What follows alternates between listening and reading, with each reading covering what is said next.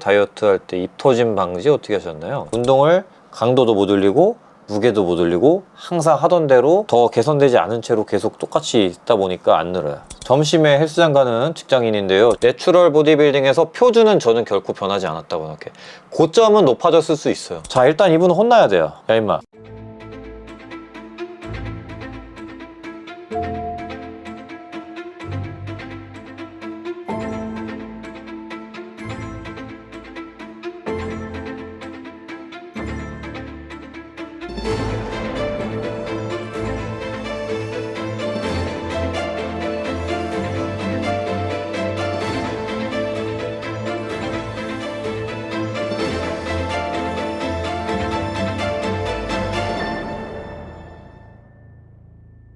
안녕하세요, 김승현입니다. 오늘도 Q&A 시간이고요. 영상 잘 보고 있습니다. 크레아틴 섭취하시나요? 섭취하신다면 다이어트 중에도 계속 드시는지 궁금합니다. 예, 먹고 있고요. 다이어트 중에도 드셔도 됩니다. 권장됩니다. 그리고 기왕이면은 아이언맥스 크레아 7 태블릿 형태로 된 거 저는 추천합니다. 오늘 생각해보니까 크레아틴 안 먹었네. 이따 먹어야겠다. 식단을 할 때 야채 섭취가 얼마나 중요한지 알고 싶습니다. 아주 중요합니다. 제가 사실 이게 소화 때문에 의사 선생님 조언 받고서 야채 섭취를 좀 줄이긴 했었는데, 사실은 야채 섭취 많이 할 때가 좀 더 좋았던 것 같아요. 속은 좀 불편했지만 익혀서 먹으면 좀 괜찮대요. 그래서 야채 꼭 거르지 말고 일일 섭취량 뭐 정해놓을 순 없겠지만 그냥 꼬박꼬박 잘 드시는 것만으로도 도움이 될 것 같아요. 싱싱한 야채를 소량씩 자주 드세요. 추천하는 야채 브로콜리 너무 좋은 야채죠. 그리고 야채는 아니고 과일이라고 봐야 되지만 블루베리 저는 아주 좋아하는 과일이고 무조건 추천드립니다. 그리고 브로콜리, 그리고 양배추는 속에 좋으니까요. 그리고 버섯류 단백질도 풍부합니다. 그리고 운동을 위한 건 아니지만 저는 루꼴라가 참 맛있더라고요. 루꼴라 옛날에 막 그 요리해서 이제 파스타 해먹고 그랬는데 맛있더라고요. 루꼴라 좋고, 또 뭐 저기 그 나물 있는데 파스타에 넣는 나물 또 있어요. 루꼴라 마냥 참나물 파스타 참 저 좋아합니다. 점심에 헬스장 가는 직장인인데요, 점심시간이 길지 않아서 헬스 시간을 위해 스트레칭을 많이 못합니다. 출근 전에 집에서 폼롤러 기능 스트레칭을 한다면 한 3시간 조금 더 지나서 점심 운동 시간이 될 텐데, 그 정도 간격을 두고 스트레칭을 해도 나름의 효과가 있는지 궁금합니다. 운동 전에 스트레칭 안 하셔도 됩니다. 퇴근하신 다음에 스트레칭 하세요. 집에서. 재밌는 썰인데 그냥 흘려 들으셔도 돼요. 진지하지 않아요. 저 이제 요새 친하게 지내고 있는 이제 내추럴 이제 군단이 있습니다. 얼마 전에 이제 몬스터짐에서 육체미 대소동 해가지고 이제 이렇게 그 촬영도 하고 8명이서 재밌게 소통하고 있는데, 재밌게 교류를 하고 있는데, 그날 촬영할 때 이제 몇 명이 좀 다쳤어요. 보디빌더들이다 보니까 갑자기 달리니까 이제 좀 햄스트링이라든가 이런 데 좀 다치더라고요. 2명이 다쳤는데 이유진 선수랑 우영재 선수가 다쳤습니다. 근데 그 둘이 평상시에 운동 전에 스트레칭 제일 열심히 하는 애들이에요. 걔네 둘이 다쳤어, 정확하게. 그거 보고 저도 속마음으로 그냥 뭐 너무 진지하지 않게 역시 평상시에 스트레칭 제일 열심히 해도 의미가 없구나. 오히려 스트레칭을 안 하고 해서 다친 거죠, 사실. 그러니까 해야 되는 게 맞는 건데, 운동 전에 이제 스트레칭 그게 생각보다 많이 안 중요해요. 옛날부터도 제가 얘기했지만. 근데 스트레칭은 중요해요. 그게 운동 전이 아니어도 된다는 얘기예요. 오히려 운동 전보다는 아침이라든가 아니면 뭐 자기 전이라든가, 그러니까 평상시에 스트레칭이 중요하다는 거죠. 그래서 운동을 2번 한다는 마음으로 점심시간에 이제 운동하시잖아요, 직장에서. 그리고 퇴근한 다음에 집에서 스트레칭 겸 이렇게 운동을 한다고 생각하시면 좋을 것 같습니다. 그게 제일 베스트예요. 저도 스트레칭 집에서 주로 합니다. 많이 하진 않지만 집에 이제 폼롤러라든가 이런 도구들도 있고, 특히 햄스트링 스트레칭 집에서 좀 열심히 많이 해요. 하루에 한 2번 이상은 햄스트링 스트레칭을 좀 몇 분씩 하는 것 같아요. 1년쯤 어느 시점부터 근육이나 무게가 늘지 않고 관절만 좀 아픈 게 1년이 지나갔습니다. 제가 남성 호르몬 콸콸 나오는 타입은 아닌 것 같지만 1년 내외로 했구나 싶은 그런 헬린이 몸매에서 한 단계는 더 가고 싶은데 뭔가 아쉽습니다. 아무튼 벤치 무게를 올리려 하면 언젠가부터 쇄골 중간부터 어깨에 연결된, 쇄골 중간? 흉골을 얘기하는 건가요? 아니면 쇄골 중간이라고 얘기하는 거, 여기를 얘기하는 건가? 어깨 연결된 부분까지가 좀 아픈데 이건 뭘까요? 자세가 안 좋겠죠. 일단은 운동을 하는데 관절이 어딘가가 아프다, 안 좋다, 자세가 안 좋다, 안정성이 없든 뭐 가동성이 부족하든 무언가가 문제가 있다.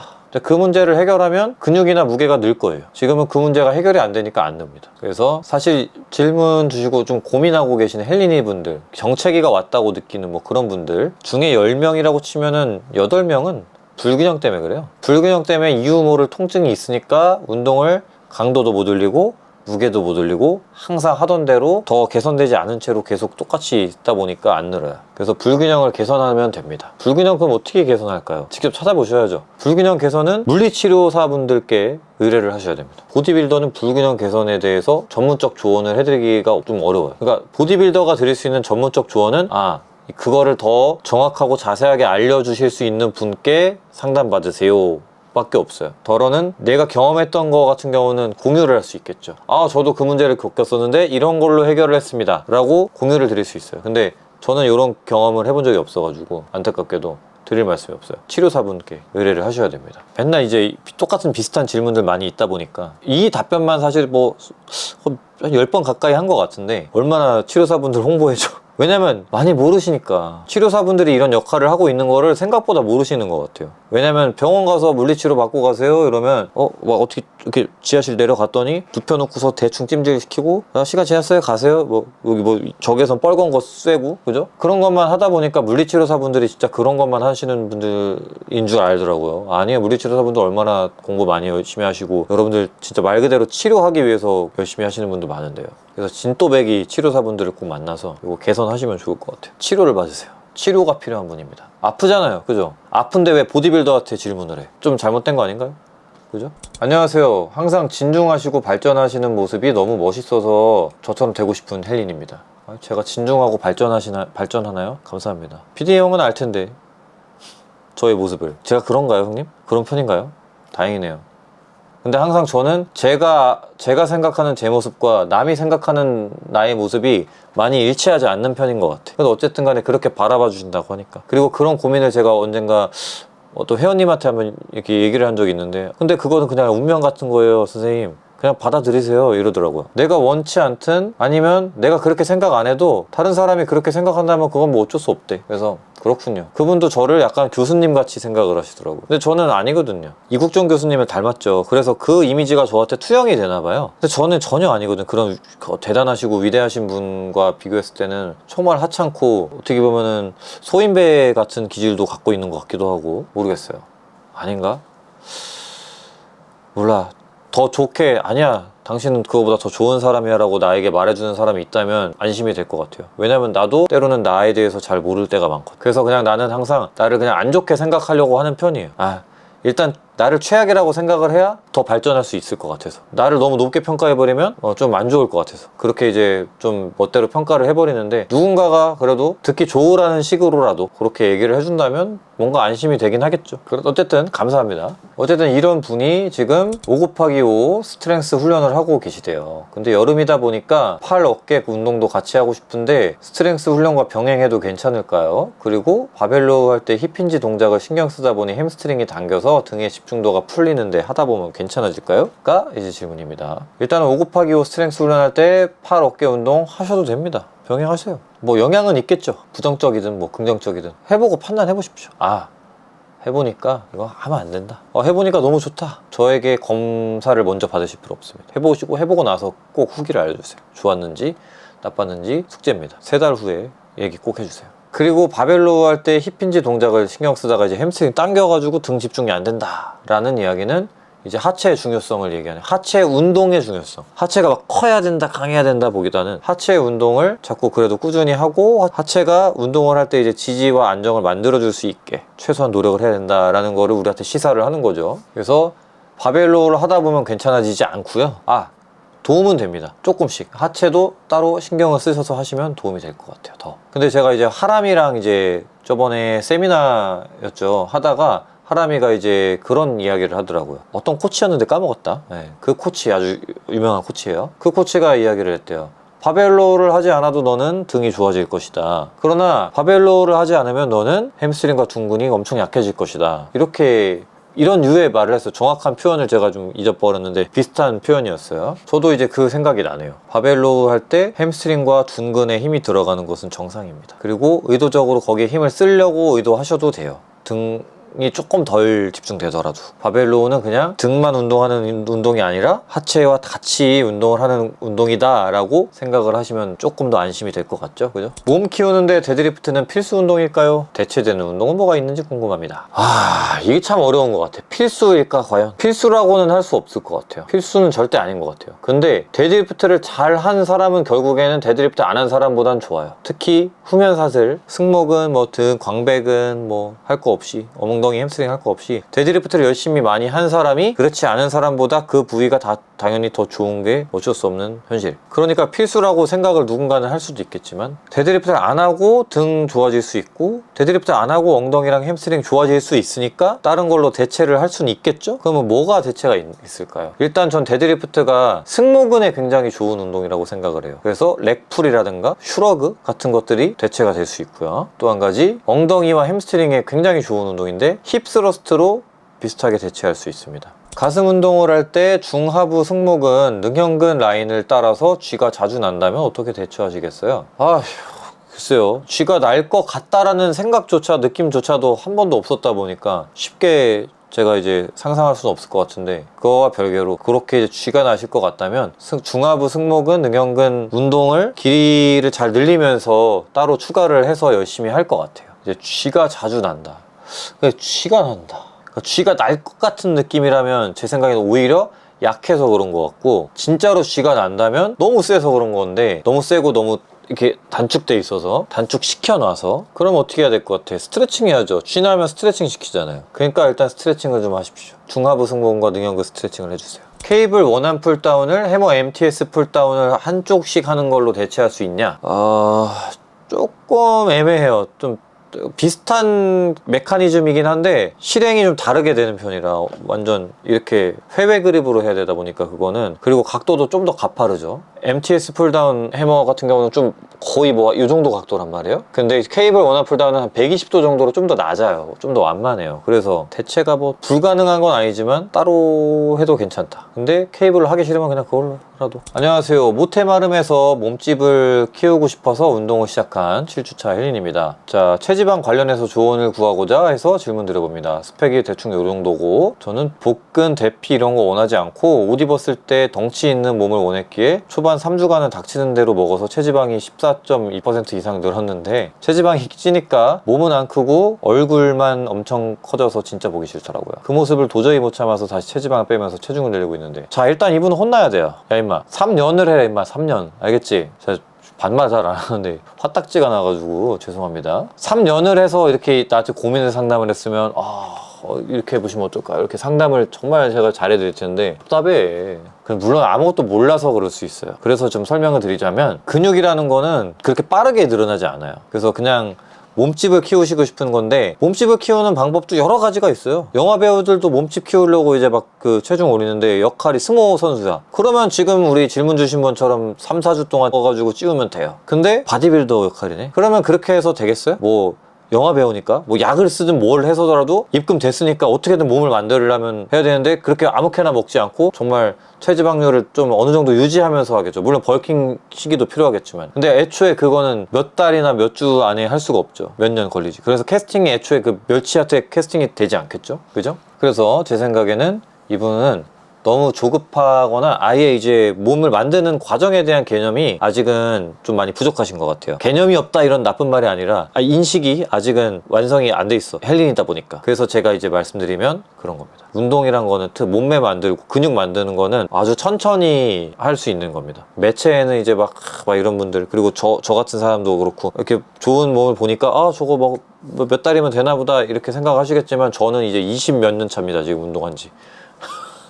알겠죠? 그래서 내추럴로는 우리가 7주, 3주 어림도 없어요. 앞으로 70주 정도 더 열심히 해보시기를 바랍니다. 그리고 그 과정을 즐기세요. 조금 조급하실지라도, 그 과정이 좀 지루하고 재미없을지라도 멀리 상상을 해보시면서 그 훗날의 나를 상상하면서 과정을 좀 즐기면서 해보시면 좋을 것 같습니다. 그리고 살집이 있는 몸을 원하는데 이제 체지방을 늘리면 당연히 이제 얼굴부터 찔 수밖에 없지 않을까요? 그죠? 그래서 너무 급격한 벌킹 하지 마시고, 이해해요. 169cm에 52kg니까 많이 이제 왜소하다고 스스로 생각을 할 거예요. 근데 여기서 급격하게 살을 찌워봤자 그냥 키 작은 뚱땡이밖에 안 되는 거야. 본인이 원하는 그런 몸집이 있어 보이고 좀 커 보이고 싶고 넓어 보이고 싶은 몸은 절대로 단기간에 만들 수 없어요. 단기간에 하시면 얼굴부터 빵빵해지고 그냥 좋지 않은 몸이 될 겁니다. 천천히 가세요. 멀리 보고 10년 뒤를 보고. 알겠죠? 전거근을 크게 키우고 싶습니다. 전거근 근비대에 추천하는 운동 어떤 게 있으신가요? 전거근 근비대를 위해서 제가 따로 한 적이 없었어 가지고 잘 모르겠지만, 풀오버라는 동작이 이제 전거근 근비대에 영향이 좀 있을 것 같아요. 그리고 저는 플랭크도 좀 영향이 좀 있었던 것 같아요. 좋았대요. 발달이 더딘 부위 중 대표적으로 승모근이 있는데, 승모근 크기도 크고 힘도 세서 무게치기도 좋은데 왜 이렇게 발달이 더딜까요? 저의 생각이 궁금합니다. 그러니까 저도 제일 고민이 승모근이거든요. 이놈의 승모근은 나는 운동도 열심히 했고 잘했고 힘도 세고 무게도 잘 치는데 왜 이렇게 약한 걸까? 왜 이렇게 발달이 안 됐을까? 그래서 옛날에는 어떻게 생각했냐면, 승모근은 그냥 약쓴 친구들만 좋은 것 같다. 근데 그렇다기에는 뭐 은총이 형도 있고 유진이도 그렇고 승모근이 다 커. 아무튼 잘 안 크더라고요.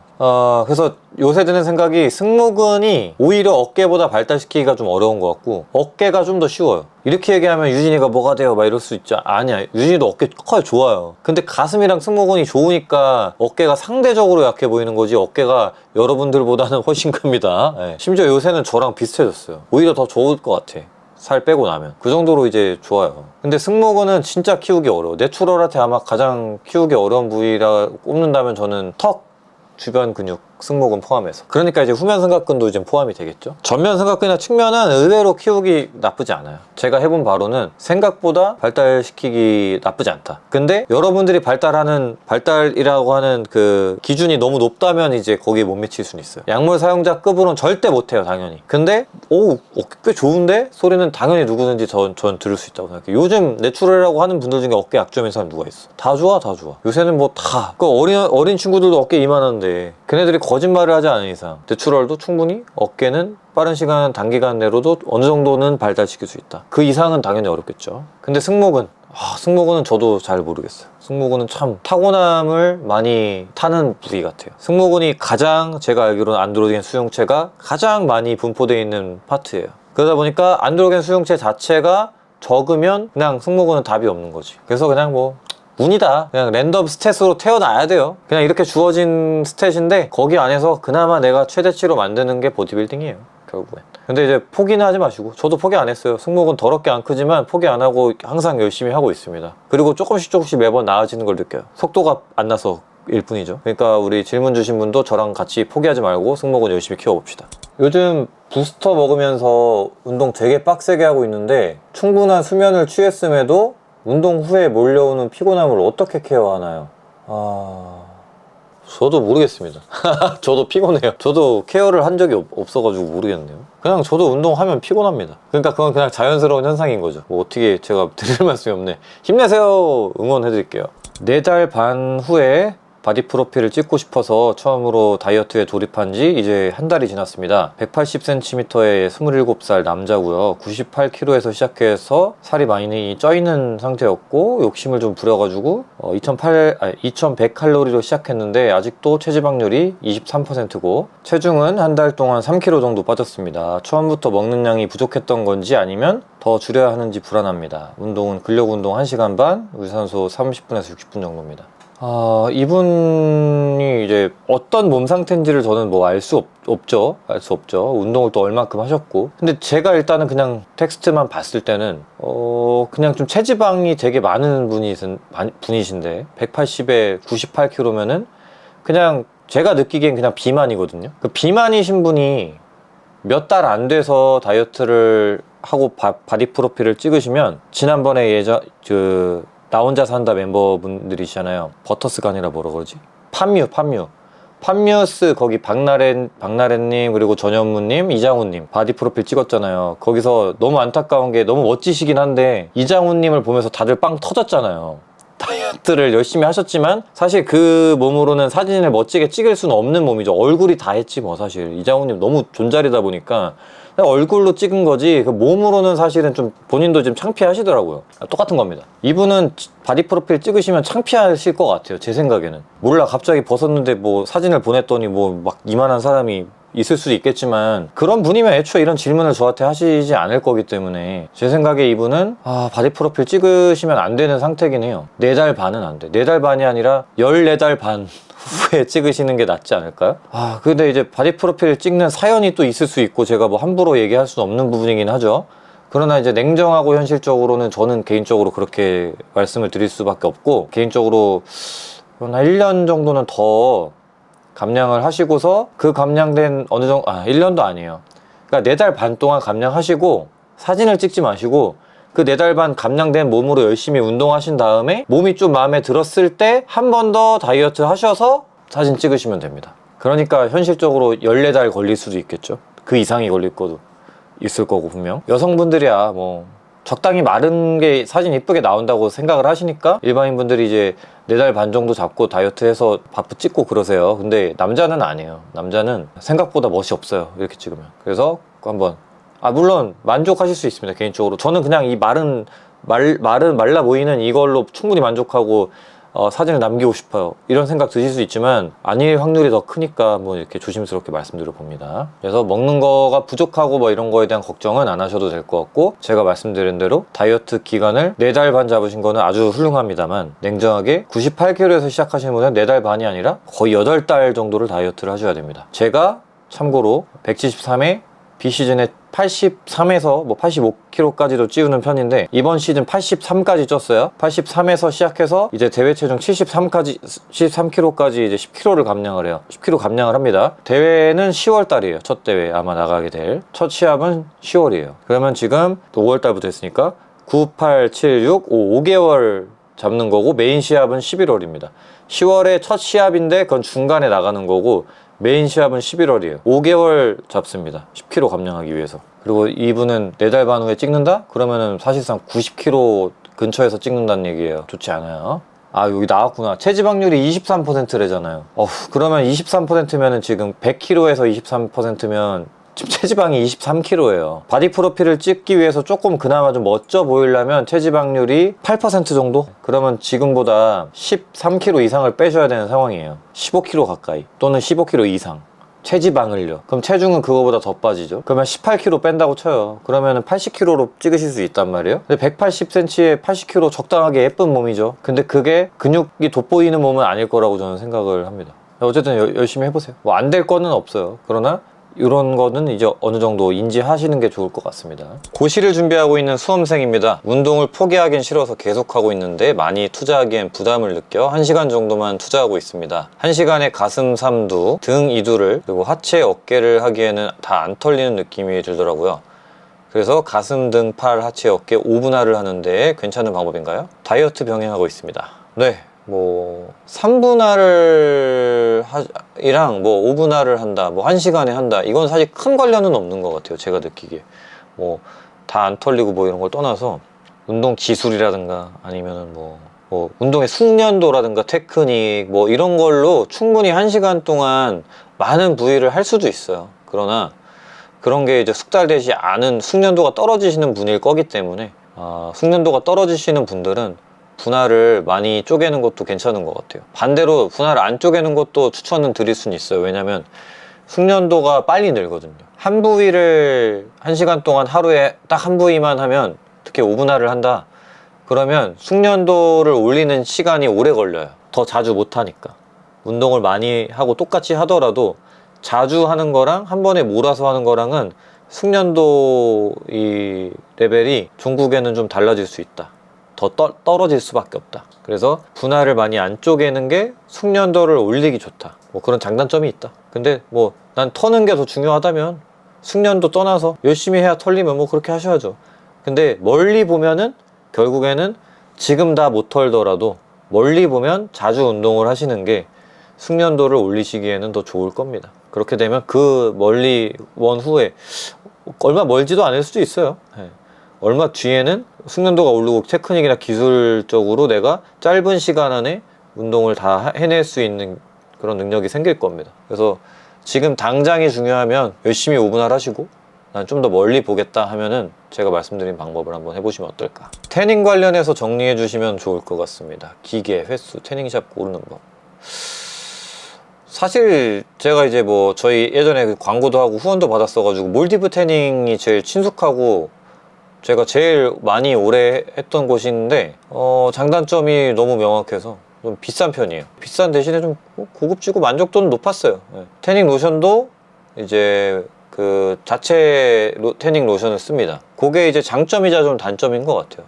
태닝 로션이 좋은데 뭐 본인이 좋아하는 로션이 만약에 있으면 그거 쓰고 싶어 하시는 분들도 계시단 말이죠. 그러면 좀 안 좋을 수도 있고. 근데 어쨌든 결론, 제가 이제 더 친숙한 브랜드니까 이제 그냥 몰디브 태닝을 앞서 설명드린 거고, 고르는 법, 태닝샵 고르는 법, 그냥 나한테 맞추는 거지. 나는 돈이 많고 시간도 많다, 고급지고 비싸고 청담동 이런 데 가세요. 근데 나는 시간도 없고 금전적으로도 조금 후달린다, 그러면 최대한 싸고 횟수 많이 주고 서비스 많이 주고 로션도 그냥 내가 싸게 사서 개인적으로 들고 가도 뭐라 안 하는데 그런 데 가시면 됩니다. 기계 같은 경우는 되게 복잡한데 저도 잘은 몰라요. 그거 뭐 램프를 몇 개를 쓰고 그 램프가 또 뭐 몇 와트였나 뭐 그거 몇 와트고 막 그 정도로 전 정확하게 몰라요, 태닝을. 근데 그거는 알아요. 태닝이 사실 피부에는 안 좋다는 건 확실히 알아요. 피부 노화를 촉진시키고 피부암의 확률을 높이고 이런 거는 뭐 어쩔 수 없습니다. 근데 또 웃긴 거는 실내 기계 태닝보다 더 그 피부암 발병률 높이는 성분이 있는데 그게 바로 이제 태양입니다.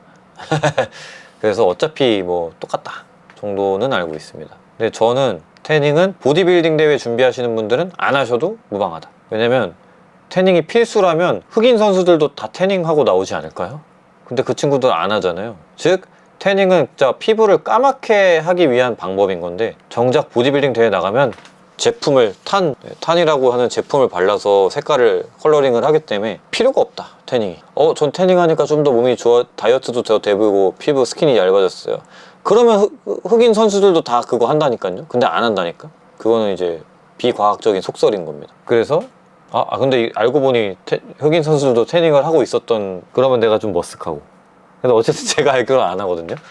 그러니까 필수 아니다. 그냥 나는 평상시에 그냥 구릿빛 피부가 갖고 싶다 하시는 분들만 하시면 됩니다. 알겠죠? 대회 또는 바디 프로필 때문에 하시는 거는 비용이 낭비입니다. 그냥 인스턴트 태닝 하시면 훨씬 비용이나 시간 절약되니까 애써서 낭비하지 마시고 평상시에 구릿빛 피부가 되고 싶은 분들만 하시면 될 것 같아요. 저도 태닝을 처음 시작했던 이유가, 저는 어릴 때 시골에서 살아가지고 속살은 원래 하얀데 팔, 목, 다리 이런 데만 까맸어요. 그래서 그 평생 반팔 그 라인이 안 지워져. 항상 겨울에도 맨날 요 라인만 까맣고 팔 여기만 까맣고 여기 속살은 하얗고. 그래서 그게 너무 꼴보기 싫어가지고 색깔 맞추려고 태닝을 처음에 시작했습니다. 그러니까 딱 맞더라고요. 그런 용도 아니면은 굳이 안 해도 됩니다. 안녕하세요 승현님, 스쿼트 때문에 질문이 있습니다. PT 30회도 받아보고 유전적 일자 허리 때문에 필라테스도 배워서 어느 정도 스쿼트 자세와 자극도 괜찮다고 생각합니다. 근데 무게가 1년째 너무 안 올라서 고민입니다. 키는 183에 78kg, 가벼우시네요. 골격근량 40kg 정도인데 스쿼트는 ORM 기준으로 105kg 밖에 못한대요. 진짜 좀 가볍긴 하네. 그 2 이상 올라가면 바로 허리가 과신전대에서 꺾인대요. 여기저기 상담해본 결과 골반이 긴 편이라서 스쿼트 자체가 힘들 수 있다는 의견이 있는데, 중량을 늘리려면 엉덩이 운동을 더 빡세게 해야 할까요? 그냥 알 수 없어요. 왜냐면 무게가 안 오르는 이유가 불분명해요. 제가 이 글로만 봤을 때는 이게 뭐 자세가 안 좋아서인 건지, 아니면은 형편없게 먹어서 영양 섭취가 형편없어서인 건지, 아니면 진짜 타고난 힘이 엄청 약한 건지, 아니면 원래 이게 정상인 건지 불분명해. 그래서 제 생각에는 함부로 말씀드릴 수는 없을 것 같습니다. 근데 제가 개인적인 경험 다 떠나서, 뭐 이분의 개인적 특성 다 떠나서 저의 개인 경험으로 미뤄봤을 때 스쿼트 중량이 조금 많이 잘 올랐을 때는 그냥 체중이 확 올랐을 때입니다. 아마 PD 형도 기억하실 텐데 2019년도죠. 9년도 저기 짐 PT 거기 갔을 때 제 스쿼트 중량 좀 많이 올렸거든요. 그거 올릴 수 있었던 이유, 그때가 내 인생 최대 몸무게를 갱신을 했기 때문에. 그래서 올랐다. 그래서 이분은 85kg 이상 한번 몸무게를 만들어 보세요. 90kg 만들어 보세요. 그러면 105kg가 아니라 120kg, 130kg 하실 겁니다. 왜냐면요, 저도 73kg대 100kg로 5개밖에 못했어요. 아니다, 140으로 5개 했구나. 아무튼 이제 체중을 많이 늘려 보십시오. 체중을 늘린다는 말은 이제 잘 먹는다는 이야기고, 그리고 체중이 결국에는 이제 바벨 운동의 핵심 키워드이기 때문에, 왜냐면 체중이 무거운 게 무조건 유리하거든요. 그래서 한번 체중을 늘려보라는 조언을 드릴 수가 있겠습니다. 그거밖에는 드릴 수가 없어요, 힌트를.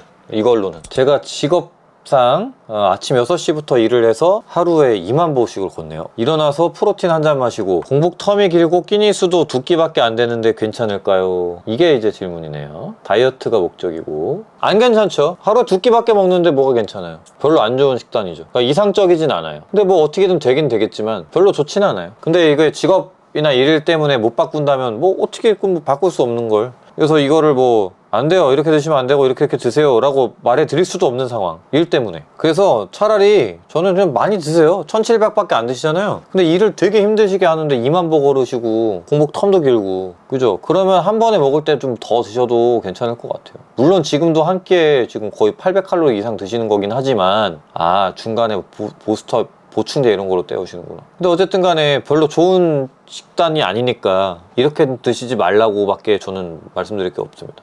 최대한 많은 끼를 드세요. 4끼 정도 드시는 게 제일 베스트입니다. 구독자님 안녕하십니까? 제가 요즘 다이어트 중입니다. 평소 식단에 지방이 많지 않아서 지방은 따로 매크로 하지 않고 단백질은 체중 곱하기 1.8g, 탄수화물은 체중 곱하기 3g으로 먹고 있습니다. 눈바디로 체지방이 조금씩 걷어지는 것 같은데 몸무게는 큰 변화가 없는 게 이상해서 괜찮은 건지. 눈바디로 좋아지고 있다면서요. 지금 체중 뭔 상관이야? 체급 맞춰가지고 대회 나갑니까? 아니잖아요. 지금 몸 좋아지고 있는 게 느껴지면은 그게 좋은 방법입니다. 잘하고 계세요. 근데 어쨌든 힘이 딸려가지고 0101 템포 훈련을 하고 있대요. 다이어트 전이랑 동일한 볼륨으로 하고 있대요. 뭐 이렇게 중간에 뭐 이런 간단한 의문들은 뭐 크게 신경 안 쓰셔도 될 것 같아요. 내가 지금 이거 잘하고 있나? 이거 괜찮나? 요런 그 생각이 좀 드실 수도 있어요. 운동하시다 보면, 다이어트 하시다 보면. 근데 내가 그 방법을 택하고 한 달 동안 1도 변화가 없으면 문제 있는 건데, 보통 이렇게 고민하시는 분들 보면 며칠이거든, 며칠. 며칠을 못 참고서 이제 의문을 가지는 거야. 걱정하지 마세요. 며칠은 안 중요해. 내가 매주 평균 내고 그 평균 값이 내려가고 있으면 다이어트 잘하는 거예요. 하루하루 등락은 아무 중요하지 않습니다. 괜찮아요. 측면 삼각근 비대의 최고 운동은 어떤 거라 생각하세요? 당연히 사이드 레터럴 레이즈죠. 측면 삼각근 비대 시키는데 최고 운동은 사이드 레터럴 레이즈입니다. 근데 이거를 그러면 어깨 커지려면 무조건 사이드 레터럴 레이즈가 최고구나 라고 이해할 수는 없는 거예요. 측면 삼각근만 얘기한 거니까. 전체적으로 다 커지려면 여러 운동들을 병행을 시켜야겠죠. 측면 삼각근 비대 최고 좋다고는 말씀드렸지만, 자세가 어떠냐, 또 어떤 도구를 택하느냐, 케이블 머신이냐 덤벨이냐 머신이냐, 뭐 이런 거에 따라서 너무 달라질 수 있다. 생활체육 하실 때, 다이어트 할 때 입 터짐 방지 어떻게 하셨나요? 다이어트 막바지인데 입 터지는 거 겨우겨우 틀어막고 있습니다. 저는 제가 생활체육 수준에서 운동할 때 다이어트를 해본 적이 없습니다. 거의. 왜냐면 항상 체지방률이 8% 이하였기 때문에 딱히 다이어트를 더 하기 위해서 뭔가를 노력한 적이 없어요. 그냥 평상시대로 살면 8%예요. 그냥 평상시대로 살면. 근데 만약에 뭐 좀 술자리가 좀 자주 있었다, 그러다 보니까 좀 폭식을 몇 번 폭식 잘 안 했지만 좀 체중이 한 일주일 만에 한 1-2kg 올랐다, 그러면 평소보다 조금 먹었어요. 그러니까 입 터지는 걸 방지하기 위해서 뭔가를 한 적이 없다는 거야. 애초에 나는 입 터진 적이 없으니까. 그래서 죄송합니다. 생활체육 수준에서 입 터짐 방지로 뭐 한 적이 없습니다. 몰라요, 방법을. 근데 이제 대회 준비할 때 입 터짐 방지, 눈앞에 먹을 게 없으면 되는 것 같은데. 먹을 게 없으면 못 먹어요. 눈앞에 먹을 게 있으니까 그거를 욕심을 내고 견물생심이라 그러잖아요.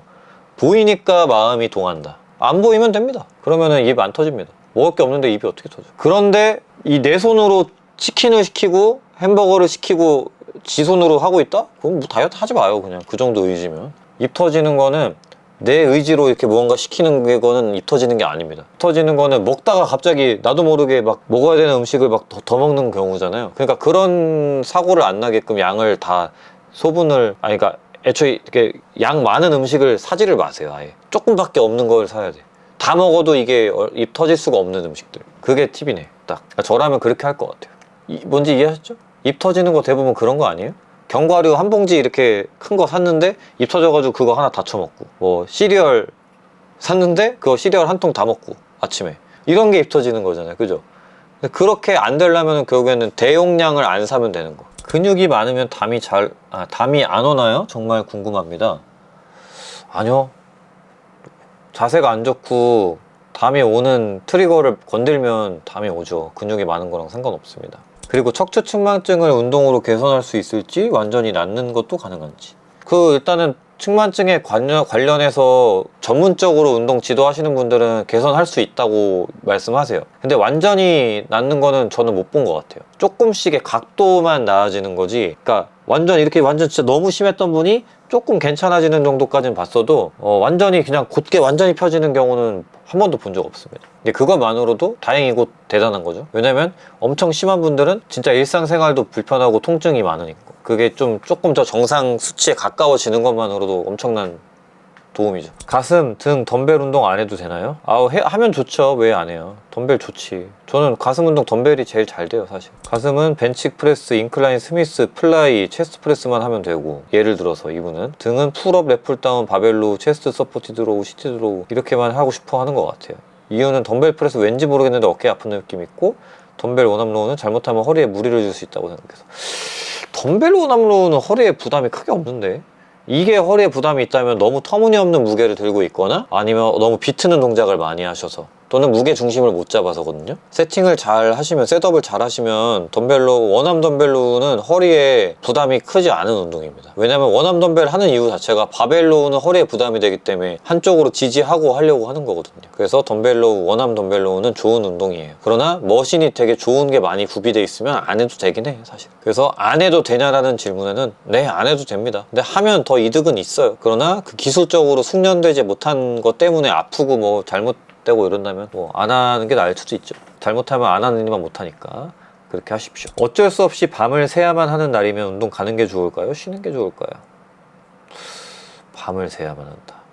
그러니까 운동하고 회복을 할 시간을 안 준다는 얘기잖아요. 저는 쉬는 게 좋을 것 같습니다. 저는 운동 쉴 것 같아요. 등 근육 근비대를 위한 루마니안 데드는 중상급자부터 효과적인가요? 사실 루마니안 데드리프트를 등 근육 근비대를 목표로 하나요? 저는 햄스트링 타겟해서 해서 뭐 등 근육이 근비대가 안 일어나는 건 아닙니다만 좀 미미하고, 특히 이제 광배근보다는 승모근이 운동이 되죠. 그래서 승모근을 많이 챙겨야 되는 게 초보보다는 보통 이제 중상급자가 많이 챙기니까 뭐 틀린 말은 아닐 수 있을 것 같아요. 근데 근비대에 엄청 도움이 많이 되는 운동은 아닙니다만 또 그렇다고 효과가 없는 운동도 아니에요. 되게 좋은 운동이야. 다만 접근을 어떻게 하느냐, 이게 되게 중요한 것 같습니다. 루마니안 데드를 많이 해서 등을 크게 만들어야지 라는 생각보다는 루마니안 데드리프트를 활용해서 등 운동을 결국에는 잘 하게 만들고, 그게 이제 근비대로 이어지게 만드는 게 더 중요한 것 같습니다. 청주 언제 다시 내려오는지 궁금합니다. 글쎄요, 정해진 기간이 없습니다. 형님의 가장 좋아하는 음식이 뭔가요? 사실 좀 계속 바뀌는 것 같아요. 뭐 하나 꽂히면 그것만 좀 먹는 타입인데, 4년 전에는 제가 햄버거에 꽂혀가지고 진짜 서울에 있는 수제버거랑 수제버거는 다 먹을 정도로 좋아했고, 그 다음에는 쌀국수에 꽂혀가지고 마찬가지로 있는 쌀국수는 다 먹어본 것 같고, 물론 안 먹어본 게 더 많지만, 그리고 제가 작년에 청주 했을 때는 포케에 꽂혀가지고 진짜 청주 포케 이름 까먹었다. 아무튼 그 청주 나우이트니스 직원 친구들은 알 거야. 맨날 그거 먹었어요. 저 포케 맨날 먹었고, 최근에는 라멘에 꽂혀가지고 라멘을 최근에 좀 많이 먹었던 것 같아요. 비시즌에. 이 시즌 들어서 안 먹었고, 한 3달 전까지는 라멘을 진짜 많이 먹었어요. 여기 양재동에 우시 라멘이라고 있는데 배달 진짜 많이 시켜 먹었습니다. 일주일에 한 2번씩은 먹은 것 같아요. 그리고 면을 좋아해요, 제가. 라멘이랑 우육면, 대만에서 우육면 PD님 같이 먹었었잖아요. 근데 우육면이 정말 제 스타일의 음식이라서 소고기도 좋아하지만 면을 또 좋아해. 얼마나 궁합이 좋아. 그리고 안 매워. 맵게 커스터마이징 할 수도 있지만 마라탕 비슷하게. 근데 제가 먹었던 건 맑은 면이었는데 되게 맛있었어요, 다. 그래서 한국에서도 이제 우육면 잘하는데 몇 번 이렇게 먹었는데 맛있더라고요. 어우, 침 고여. 밥 먹을 때 됐다. 그래서 뭐 하나만 딱 평생 그것만 먹을 만큼의 음식은 없지만 그냥 그렇게 두루두루 돌아가면서 꽂히는 거 많이 먹습니다. 근데 딱 지금 떠오르는 게 약간 청국장이 떠오르네. 어릴 때 엄마가 끓여주던 청국장이 참 맛있었어요. 그래서 아마 만약에 저의 최후의 만찬이 주어진다면 청국장을 먹고 싶습니다. 근데 고기를 좀 많이 넣어서. 엄마가 끓여준 거 다 좋은데 고기를 안 넣어서 아쉬웠거든요. 근데 청국장에 고기를 넣으면 맛이 더 깊어지고 되게 맛있어요. 고기 듬뿍 넣은 청국장이 먹고 싶네요. 근데 결국엔 청국장의 메인은 밥이에요. 청국장을 먹고 싶은 것도 있지만 결국엔 그 청국장 곁들여서 밥을 많이 먹고 싶은 거죠. 쌀밥이 최고입니다. 이게 말이 좀 길어지는데 제일 많이 먹은 음식? 제로콜라.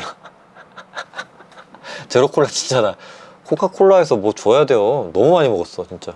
빠니보틀림보다도 더 많이 먹어요.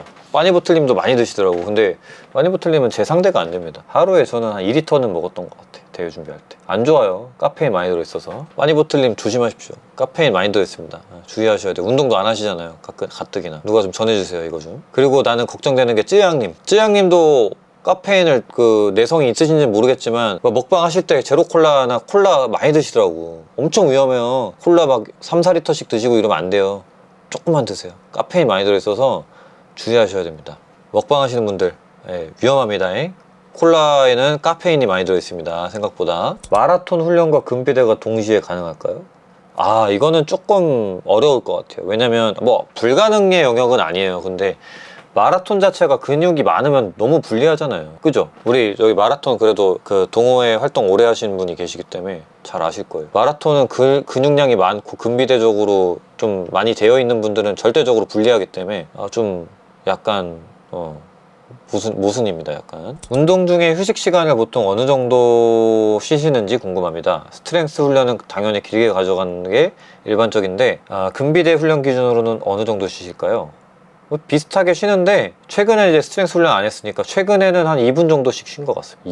2분 이내로 조금 짧게 쉬었어요. 하체 운동할 때 빼고. 그러니까 어떤 운동 하느냐가 뭐 프리웨이트고 상대적으로 무게가 무겁고 뭐 바벨이다 뭐 이러면 좀 많이 쉬는 편이고요. 머신이다 또는 단관절 운동이다 최대한 짧게 쉬려고 합니다. 운동 3년 차인데 중량이 잘 늘지 않아서 최근 스트롱 리프트 5×5 루틴을 시작하고 있습니다. 현재 3주차로 중량은 서서히 느는 느낌이 드는데 아무래도 3분할 할 때보다 선명한 몸의 모습은 기대하기 어렵네요.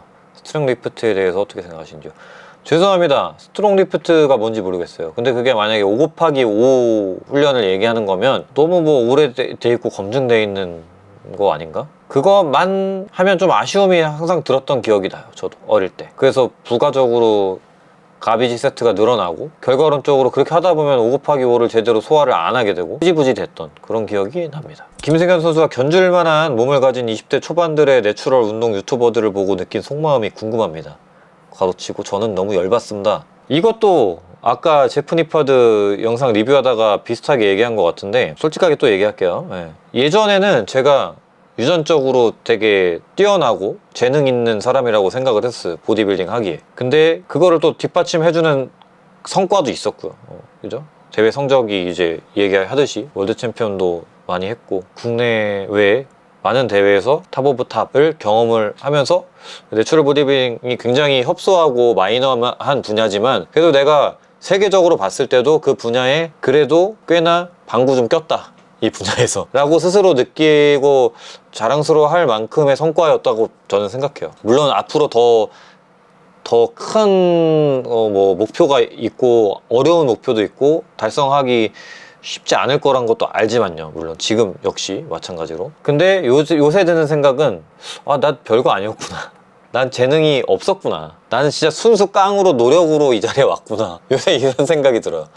정말 난 시간과 노력이 뒷받침 됐기 때문에 이 자리에 온 거지 내가 재능이 있기 때문에 온 건 아닌가 보다 라는 생각이 요새 그 친구들을 보면서 드는 속마음이죠. 20년을 주변에서 좋다, 최고다, 끝판왕이다 이런 얘기를 듣다가 유진이 등장 때 살짝 저도 이 친구는 내가 나중에 가면 절대 못 이기겠구나. 이미 첫 만남부터 살짝 느낌이 왔었거든. 그러고 막상 또 대회에서 이제 호각을 다퉜지만 뭐 졌죠. 냉정하게 완전 졌죠. 그러면서 이제 뭐 함께 친해지면서 같이 운동도 하고 여러 가지 이야기를 나누는데 뭐 이거는 뭐 저뿐만 아니라 많은 선수들이 또 비슷하게 얘기하고 있는 부분이기도 해요. 야, 우리가 잘못된 건가 보다. 야, 우리 방법이 틀렸나 보다. 우리가 잘 못했었나 봐. 이런 생각을 다들 많이 하고 한편으로 솔직히 의심도 많이 하죠. 이게 좀 아닌 것 같은데?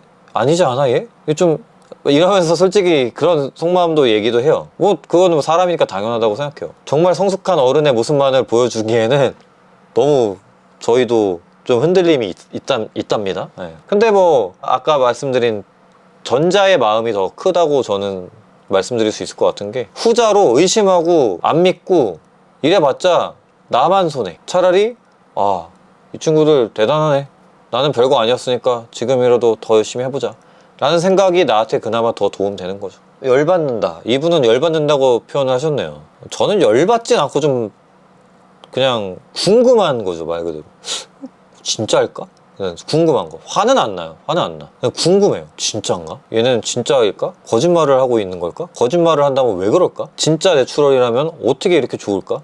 이런 궁금증이 좀 제일 큰 것 같습니다. 그래서 나름 만약에 거짓말을 하고 있다면 왜 거짓말을 할까를 뭐 분석도 이렇게 해보고 막 그래요, 혼자. 그리고 진짜라면 진짜일 가능성이 더 높은 거니까, 일단은 주장하기로는. 그러니까 진짜 얘는 내추럴이야, 그럼 이렇게 빨리, 그리고 내 수준급으로 또는 그 이상급으로 몸이 빨리, 빠른 나이에, 어린 나이에 빨리 좋아진 그 이유가, 비결이 뭘까를 나름 이제 보면서, 그 친구들 보면서 분석도 해보고 막 그래요. 그래서 솔직히 이 정도 얘기했으면 많이 충격적이다, 적잖이 충격적이다 정도라는 건 결론 낼 수 있겠죠. 근데 또 이제 반대로 거짓말을 하고 있고 내추럴이 아니라면은 왜 그럴까? 대체 왜 그럴까?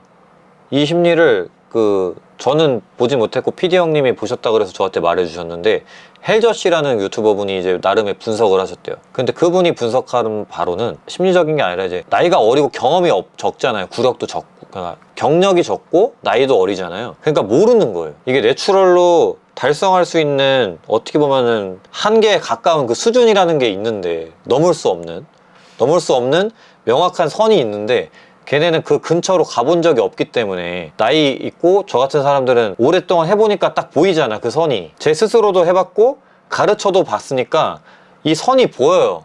이만큼 좋아지는 속도가 보통 요 정도 속도로 좋아지고 요 정도까지 좋아진다 라는 게 보인단 말이야, 안단 말이야. 근데 걔네는 안 해봤죠. 그래서 그걸 모르는 거야, 제한돼 있는. 마치 자동차를 처음 타가지고 자동차가 시속 몇 킬로까지 달릴 수 있는지를 모르는 거죠. 그러니까 풀악셀 땡겨보고, 운전을 처음 하기 때문에 도로 제한 속도가 있는 걸 모르는 거야, 이 친구들은. 어쨌든 그분이 말씀하시기를 그냥 안 해봤고 모르기 때문에 그렇게 터무니없는 거짓말을 하는 거다라고 이제 말씀을 하셨대요. 그 말씀 듣고 보니까 그런 것 같기도 하고, 그렇다고 하기엔 또 너무 그 친구들을 또 너무 못 박는 것 같아서 또 그러면 안 되기도 하고. 억울할 수 있잖아요, 진짜인데. 나는 그렇게까지 그 나이에 좋아본 적이 없고, 당연히 의심이 되고 의아한 것도 사실이지만, 또 반대로는 지금이 그때와 비교할 수 없는 세대거든요. 왜냐면 영양적으로 엄청 다양해지고 풍부해지고 접근성 쉬워졌죠. 시설 좋아지고 환경 좋아졌죠. 정보 차고 넘치죠. 그것도 정확한 정보. 그러다 보니까 차이가 발생을 할 수밖에 없긴 하다. 그런데 저는 개인적으로 그렇게 생각해요. 얼마 전에 제가 인스타에도 올렸는데, 스토리에 옛날 초창기 바디빌딩 영상을 딱 보고 느껴지는 게, 결국에는 내추럴 표준은 변하지 않았어요. 내추럴 보디빌딩에서 표준은 저는 결코 변하지 않았다고 생각해. 고점은 높아졌을 수 있어요. 그때 당시 최고의 내추럴 보디빌더보다 지금 최고의 내추럴 보디빌더가 몸이 훨씬 좋을 수 있습니다만, 표준은 결코 변하지 않았다는 거야. 내추럴이 그래요. 내추럴은 표준이거든, 사실. 그 중에 고점만, 여러 수단과 방법, 이런 개선 이런 걸 통해서 고점만 높아졌을 뿐이지 표준은 변할 수가 없는 건데, 요새 봐봐, 요새 표준이 좀 너무 달라진 것 같지 않아요? 나는 그거에 대해서는 조금 의문스럽긴 해요.